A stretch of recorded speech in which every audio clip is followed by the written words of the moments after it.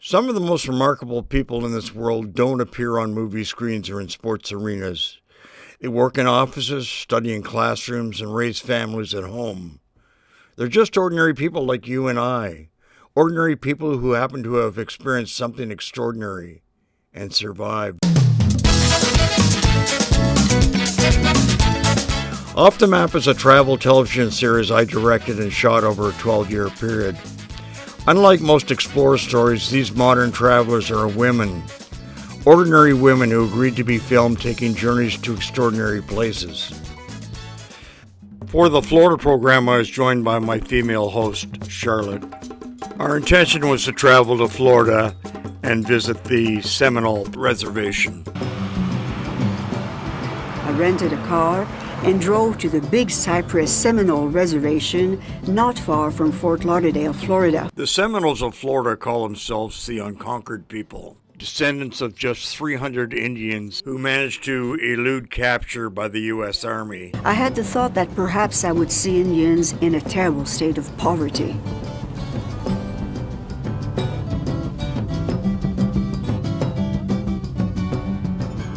Well, it was quite amazing to turn the road and see a beautiful museum which belongs to the Seminoles and tells very eloquently the history of the Seminole Indians.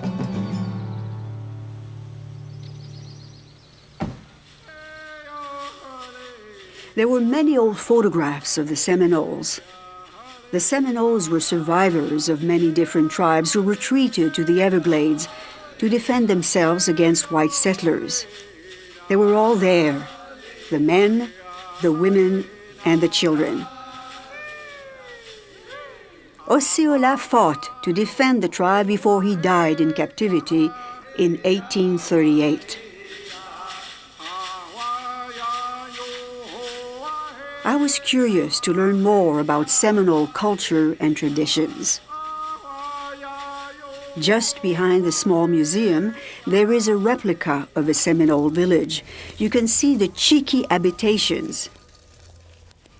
There, I met Linda.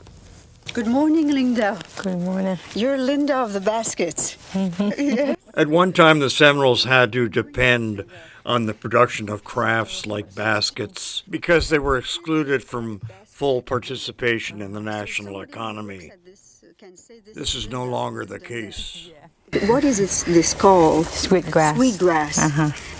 It has a lovely smell. And it's very, very, very close together. Somebody told me that you could put water in this and it won't leak.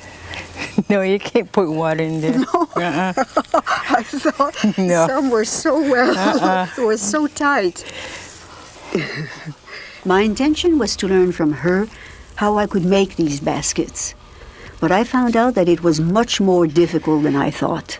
I'm looking at you and you're doing it without looking. Okay, you show me, and then I'll do it. All right. It's okay, where do I put it? Right there. Where? So you're going to come around, go to here, and it's going to host to the other thread so it won't come apart. Yes, I see. Okay, Okay, your turn. my turn. Okay. Right through. Here. Yeah. It's quite, Right here. you need quite a lot of strength. Yeah. Okay, and then pull it. Pull it, make it tighter. How long does it take you to do a whole basket? The small one's about, If you're not disturbed. A small one like this one? about How an long hour would- and a half. An hour and a half. Yeah. I'll let you do it. I prefer watching. Okay, you go. Okay. You say you want to learn. You got. Yes, okay, I'm learning. I think Linda thought I was hopeless. At least I made her laugh.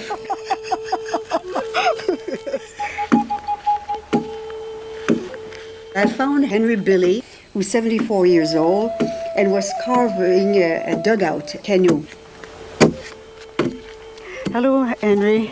Hello. Nice to meet you. I asked him to show me how it was done, and I must say that I had great ability for carving canoes. How am I doing, Henry? No, you're doing pretty good. Yeah. Maybe tomorrow you'll finish it. Yes.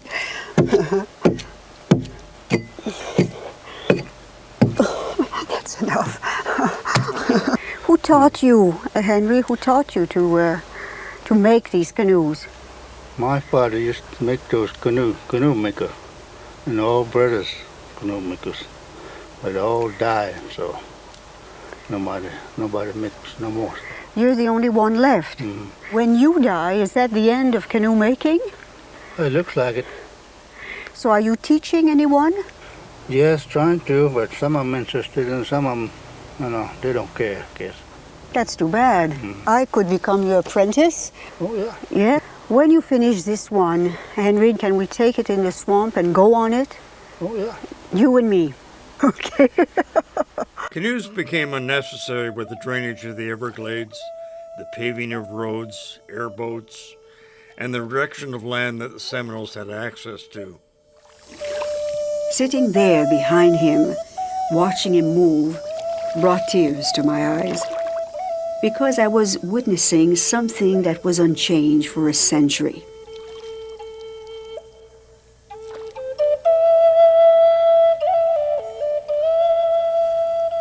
All I could think was that here I am, Catherine Hepburn in The African Queen, with Humphrey Bogart guiding me.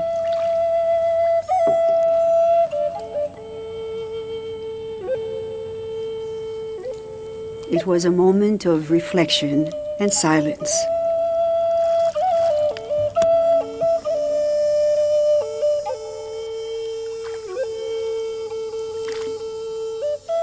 It gave me time to prepare for my next day in Florida, where I was going to meet the chief.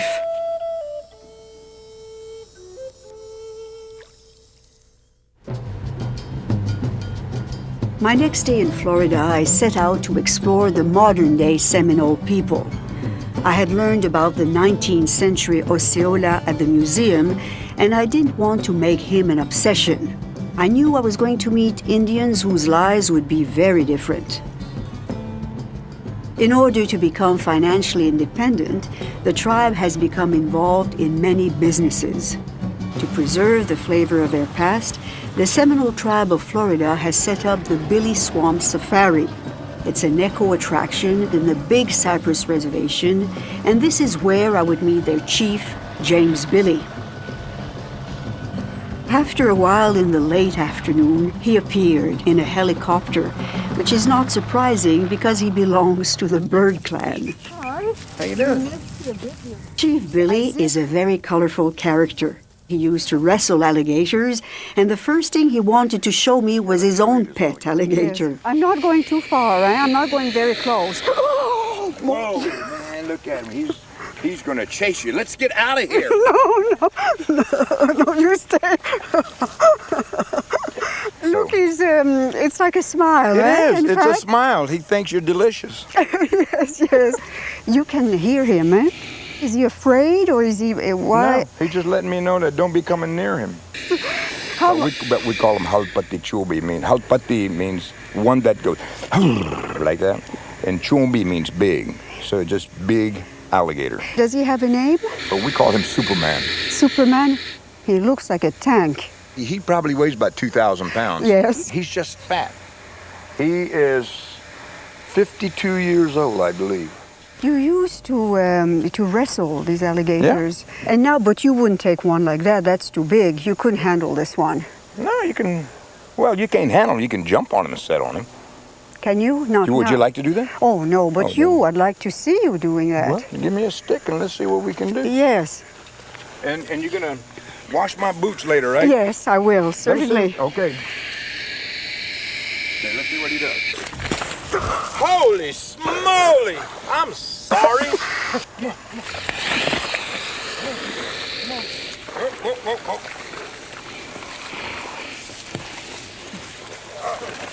trying to hold him back, but he's not. Let him go. Unfortunately, several years later, Chief Billy lost a ring finger while wrestling an alligator. Chief Billy has been elected chairman of the Seminole Tribe of Florida since 1979. I wanted to talk to him about his role as chief. About the indigenous people here. There's about 2,600 Seminoles in our tribe, and they expect me to go out like a hunter to bring back the food.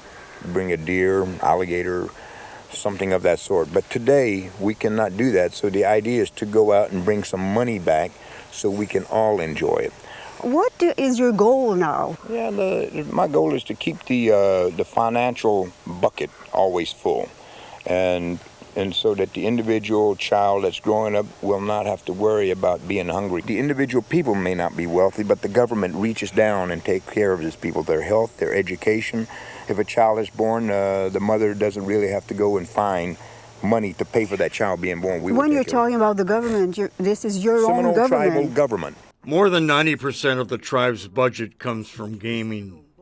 Last year, the 7 Seminole casinos generated more than $1 billion. Each member of the Seminole Tribe of Florida, even children, now receive a monthly dividend check of $7,000 or $84,000 annually as his or her share of money made mostly from casinos.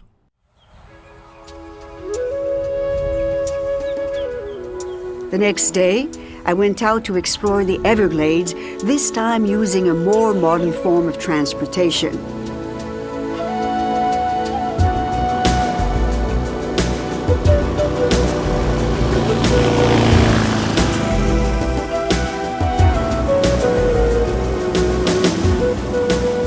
My Seminole guide looked like a king. His name was Victor Billy. He was a cousin of the chief. His look was quite modern because his throne was the seat of an airboat.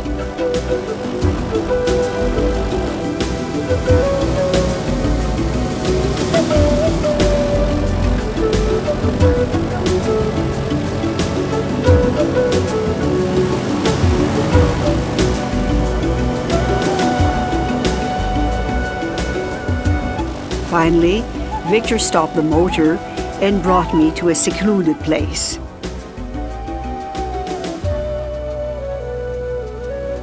What is it called, the language? Is it Hitichi? In English, they call it Tichichi, but in my language, Ilapungi. Ilapungi. Ilapungi. And how would you say, how are you? How are you? I would say Hantamo. And you would say Hiloza. Heluza, which means... I'm all right. Victor, what is your Indian name? My little boy's name, they call me Kalaki. When I become a man, they change my name. The elders of my clan, they go to the corn dancing. I go to the corn dancing, and they change my name. Now it's Togo Hachi. Togo Hachi. Yeah. Do the young kids, do they speak the language? Or is it getting lost? It's getting lost. How can you preserve your culture? The way we can preserve it is the younger kids come back and watch the elders do it. And that they're not doing it. They got influence all the way around it, like the TV, the radio, the cars. All they want to do is party. And it's good to relax, but to relax in your own tradition, in your own language, not somebody else. So you don't mind, in fact, Victor, you don't mind living in a reservation because you think in the sense that it's reserved for you, this area.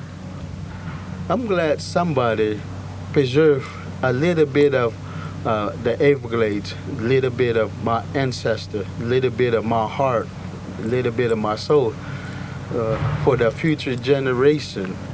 And I'm very glad somebody did that, and I want my youth to understand that if we lose this, we lose ourselves. The Seminole Tribe of Florida currently has 6 reservations. Big Cypress, the largest, is 82 square miles.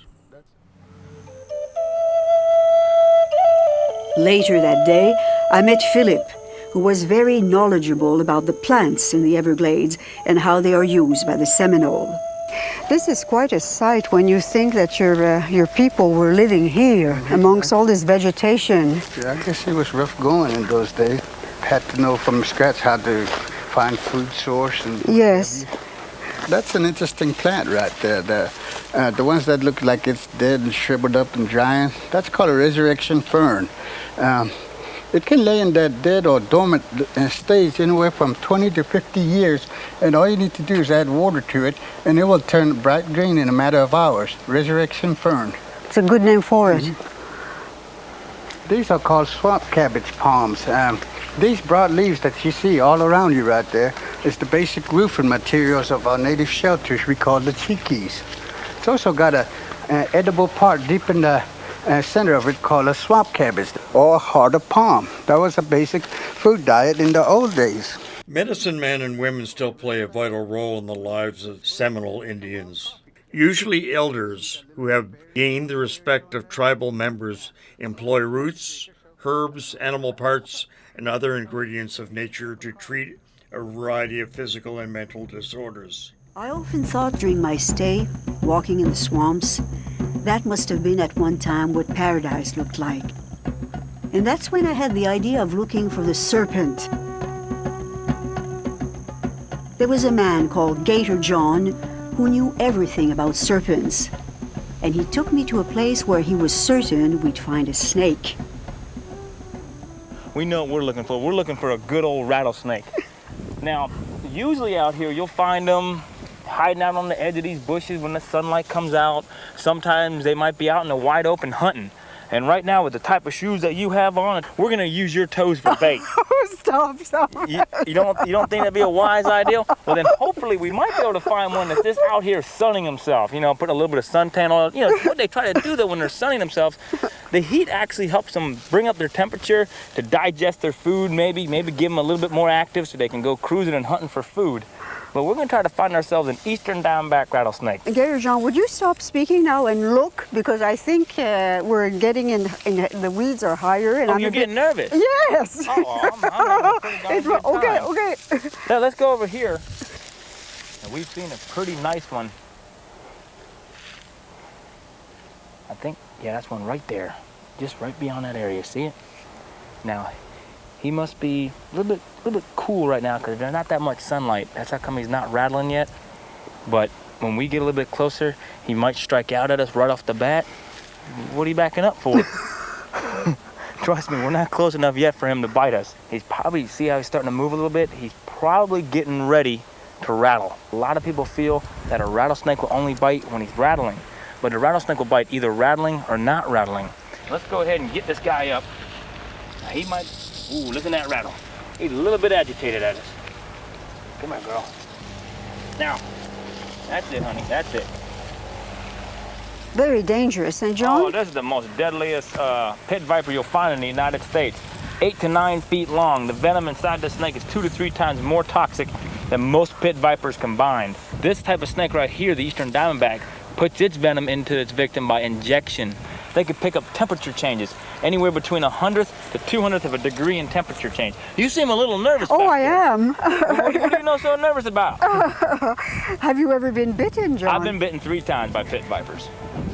And guess what? I was doing the same thing I'm doing right now, playing with them. I was coming to the end of my journey. I had met the present-day Indians, and I wanted to say goodbye to the past. Late that afternoon, I went to the cemetery. I just wanted to have a look at the names. There were still the famous families that are associated with the Seminoles.